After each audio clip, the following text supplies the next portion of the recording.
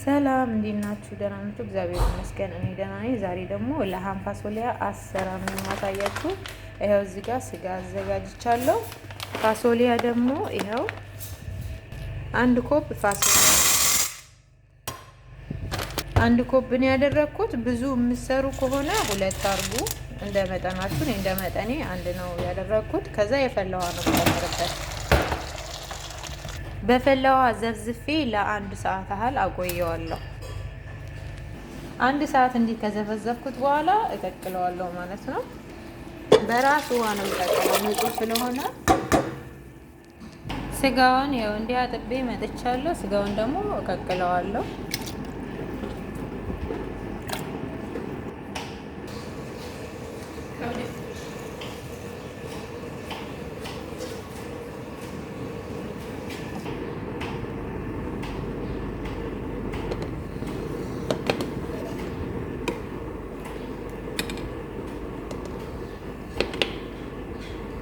ስጋውን ስንቀቅል ደግሞ የምንጨምራቸው ቅመም ቀረፋና ወረቃ ጋር ያልተፈጨ ሄል።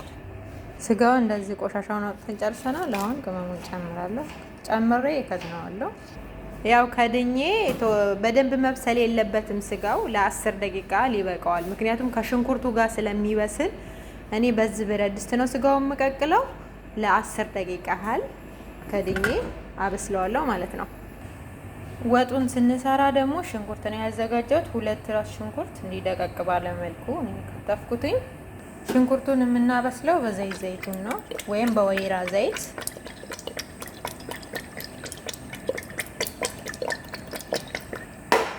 ከዛ ሽንኩርቱን ነው የጨመረው። ሽንኩርቱ በሰል እንዳለ ስጋ እንጨምራለን። ማረር የለበትም።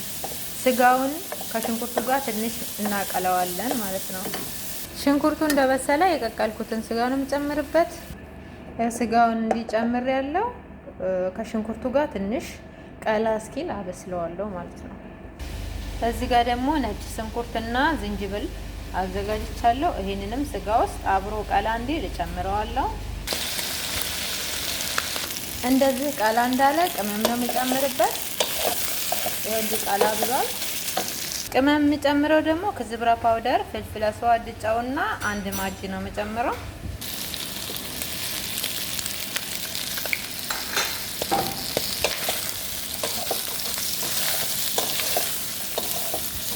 ከዛ ፍረሽ ከዝብራ ነው የምጨምርበት። ያው እንደዚህ ደቀቅ አድርጌ ነው የከተፍኩት። ቅመም ጨምሬ ትንሽ ቆይቼ ከዝብራ ነው የጨመርኩበት። ከዛ ትንሽ እንደተዋሃደ ቲማቲም ነው በማሽን እንደዚህ ፈጭቼ 6 ራስ ቲማቲም እንዲጨምርበታለሁ ማለት ነው።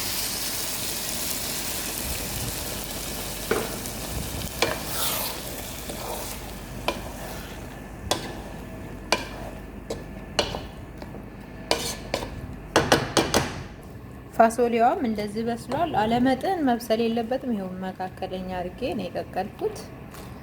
ቲማቲሙ እንዲበሰል እንዳለ ሰልሳ ነው የምጨምረው። ሰልሳ በትልቁ ማንኪያ አንድ።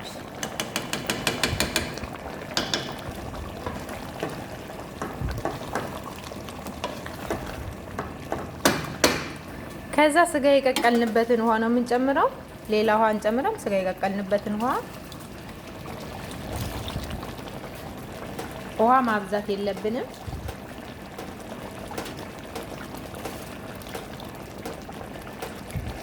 ያው ውሃውን በመጠኔ ነው የጨመርኩት። ውሃ መብዛትም የለበትም ማነስም የለበትም።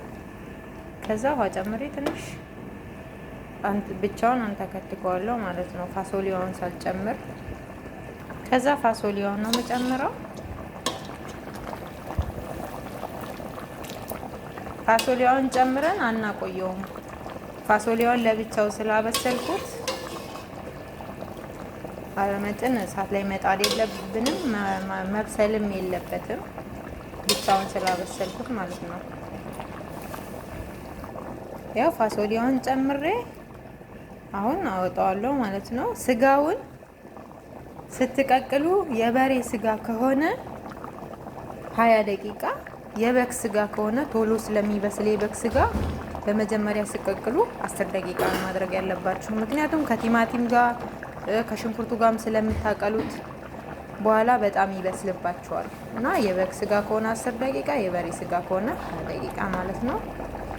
ከዛ መጨረሻ ላይ ፍረሽ ሎሚና ፍረሽ ክዝብራ ነው የምጨምረው። ሎሚ ግማሽ ሎሚ ነው የምጨምረው። ክዝብራም ፍረሽ ይሄን ያህል ነው ያደረኩት። አለመጠንም መብዛት የለበትም።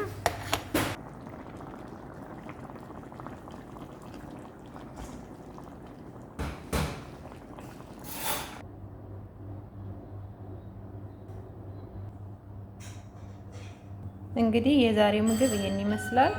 በሌላ ቪዲዮ ተመልሰን እስክንገናኝ ሰላም ያቆያችሁ። ሼር፣ ሰብስክራይብ እያደረጋችሁ አበረታቱኝ። ስለምትከታተሉኝ፣ ስለምታበረታቱኝ በጣም አመሰግናለሁ።